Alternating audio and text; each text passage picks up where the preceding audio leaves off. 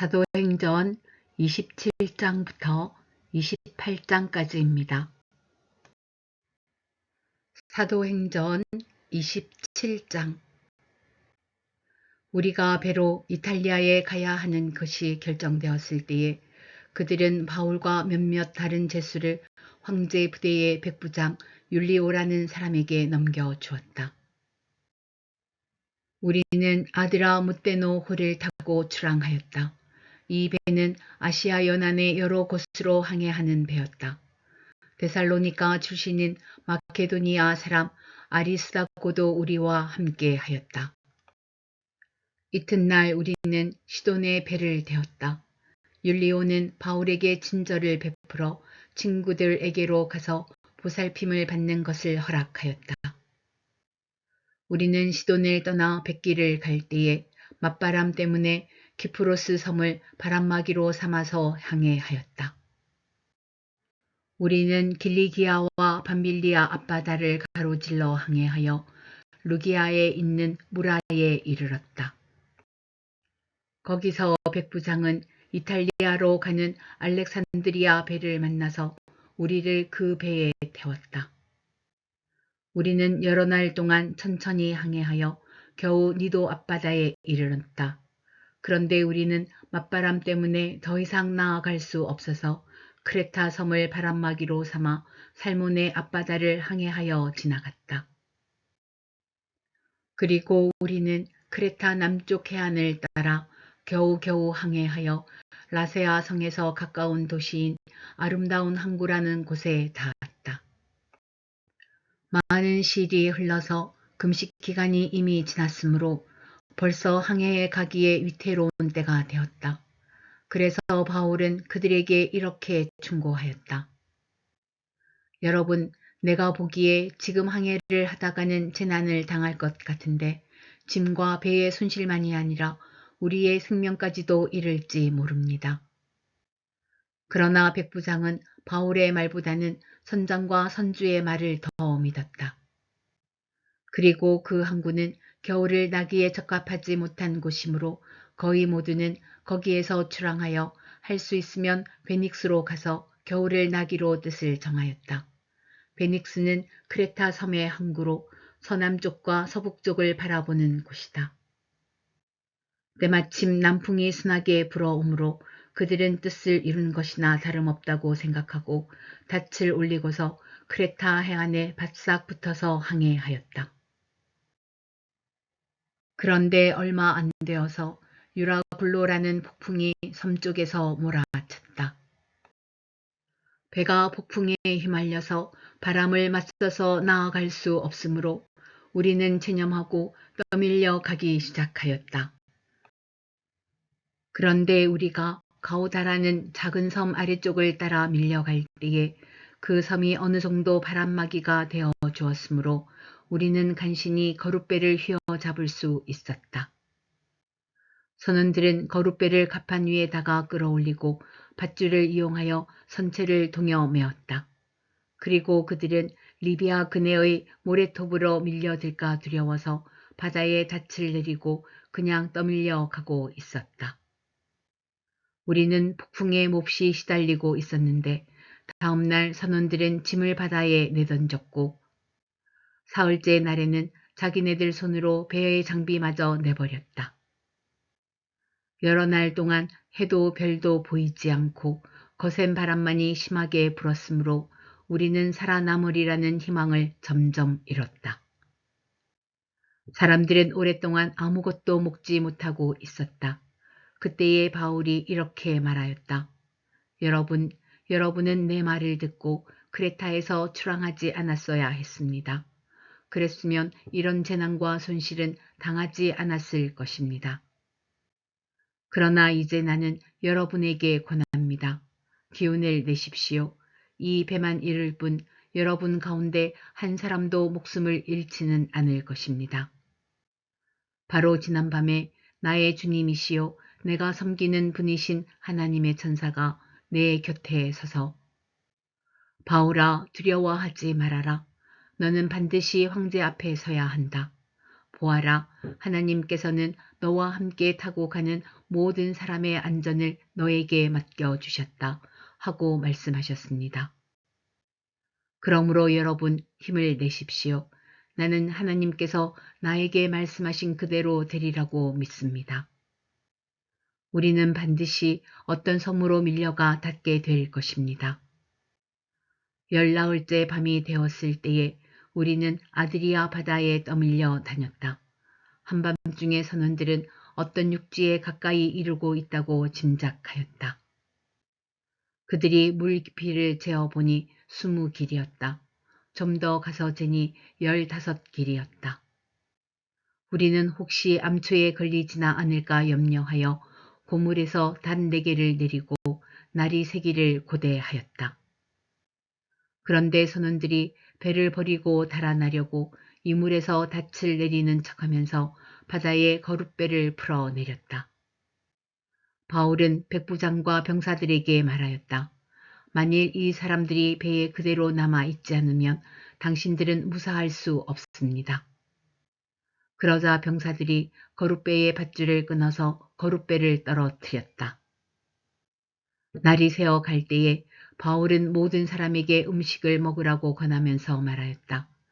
여러분은 오늘까지 14일 동안이나 마음을 졸이며 아무것도 먹지 못하고 굶고 지냈습니다. 그래서 나는 여러분들에게 음식을 먹으라고 권합니다. 그래야 여러분은 목숨을 유지할 힘을 얻을 것입니다. 여러분 가운데서 아무도 머리카락 하나라도 잃지 않을 것입니다. 바울은 이렇게 말하고 나서 빵을 들어 모든 사람 앞에서 하나님께 감사를 드리고 떼어서 먹기 시작하였다. 그러자 사람들은 모두 용기를 얻어서 음식을 먹었다. 배에 탄 우리의 수는 모두 276명이었다. 사람들이 음식을 배부르게 먹은 뒤에 남은 식량을 바다에 버려서 배를 가볍게 하였다. 날이 새니 어느 땅인지는 알 수 없지만 모래밭이 있는 항만이 보였다. 그래서 그들은 어떻게 해서든지 배를 거기로 몰아 해변에 대기로 작정하였다. 닻을 모두 끊어서 바다에 버리고 동시에 키를 묶은 밧줄을 늦추었다. 그리고 앞돛을 올려서 바람을 타고 해안 쪽으로 들어갔다. 그런데 두 물살이 합치는 곳에 끼어들어서 배가 모래톱에 걸렸다. 이 물은 박혀서 움직이지 않고 고물은 심한 물결에 깨졌다. 병사들은 제수들이 혹시 헤엄쳐 도망할까봐 그들을 죽여버리려고 계획하였다. 그러나 백부장은 바울을 구하려고 병사들의 의도를 막고 헤엄칠 수 있는 사람들은 먼저 뛰어내려서 뭇으로 올라가라고 명령하였다. 그리고 그 밖의 사람들은 널빤지나 부서진 배 조각을 타고 뭇으로 나가라고 명령하였다. 이렇게 해서 모두 뭇으로 올라와 구원을 받게 되었다. 사도행전 28장. 우리가 안전하게 목숨을 구한 뒤에야 비로소 그곳이 몰타섬이라는 것을 알았다. 섬 사람들이 우리에게 특별한 친절을 베풀어 주었다. 비가 내린 뒤라서 날씨가 추웠으므로 그들은 불을 피워서 우리를 맞아 주었다. 바울이 나뭇가지를 한아름 모아다가 불에 넣으니 뜨거운 기운 때문에 독사가 한 마리 튀어나와서 바울의 손에 달라붙었다. 섬 사람들이 그 뱀이 바울의 손에 매달려 있는 것을 보고 이 사람은 틀림없이 살인자이다. 바다에서는 살아나왔지만 정의의 여신이 그를 그대로 살려두지 않는다 하고 서로 말하였다. 그런데 바울은 그 뱀을 불 속에 떨어버리고 아무런 해도 입지 않았다. 섬 사람들은 그가 살이 부어 오르거나 당장 쓰러져 죽으려니 하고 생각하면서 기다렸다. 그런데 오랫동안 기다려도 그에게 아무런 이상이 생기지 않자 그들은 생각을 바꾸어서 그를 신이라고 하였다. 그 근처에 그 섬의 주장인 보블리오가 농장을 가지고 있었다. 그가 우리를 그리로 초대해서 사흘 동안 친절하게 대접해 주었다. 마침 보블리오의 아버지가 열병과 이질에 걸려서 병석에 누워 있었다. 그래서 바울은 들어가서 기도하고 그에게 손을 얹어서 낫게 해 주었다.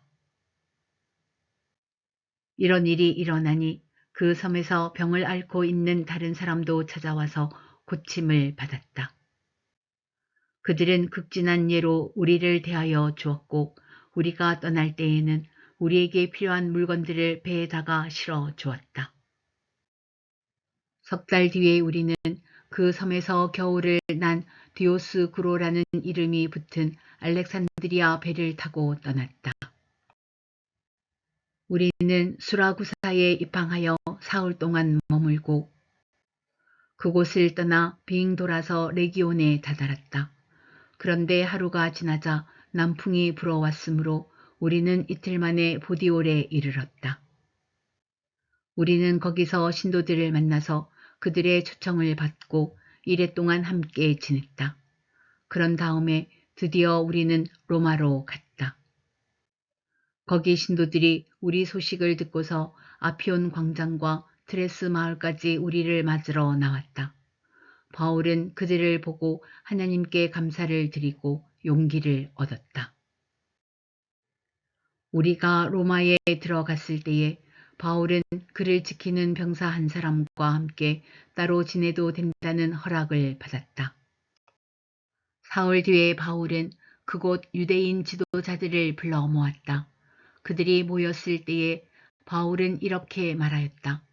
동포 여러분, 나는 우리 결례와 주상들이 전하여 준 풍속을 거스른 일을 한 적이 없습니다. 그런데도 나는 죄수가 되어서 예루살렘에서 로마 사람의 손에 넘겨졌습니다. 로마 사람은 나를 신문하여 보았으나 사형에 처할 만한 아무런 근거가 없으므로 나를 놓아주려고 하였습니다. 그러나 유대 사람이 반대하는 바람에 하는 수 없이 내가 황제에게 상소한 것입니다. 나는 절대로 내 민족을 고발하려는 것이 아니었습니다. 이런 까닭으로 나는 여러분을 뵙고 말씀드리려고 여러분을 오시라고 청한 것입니다. 내가 이렇게 쇠사슬에 매여 있는 것은 이스라엘의 소망 때문입니다. 그들이 바울에게 말하였다. 우리는 아직 유대로부터 당신에 관한 편지를 받은 일도 없고 동포들 가운데서 아무도 여기에 와서 당신에 대하여 나쁘게 말하거나 소문을 낸 일이 없습니다. 우리는 당신에게서 당신의 생각을 들어보고 싶습니다. 이 종파에 대하여 우리가 아는 것은 어디서나 이 종파를 반대하는 소리가 높다는 것입니다. 그들은 바울과 만날 날짜를 정하였다. 그날에 더 많은 사람이 바울의 숙소로 찾아왔다. 그는 아침부터 저녁까지 그들에게 하나님 나라를 엄숙히 증언하고 모세의 율법과 예언자의 말을 가지고 예수에 관하여 그들을 설득하면서 그의 속내를 더 놓았다. 더러는 그의 말을 받아들였으나 더러는 믿지 않았다. 그들이 이렇게 견해가 서로 엇갈린 채로 흩어질 때에 바울은 이런 말을 한마디 하였다.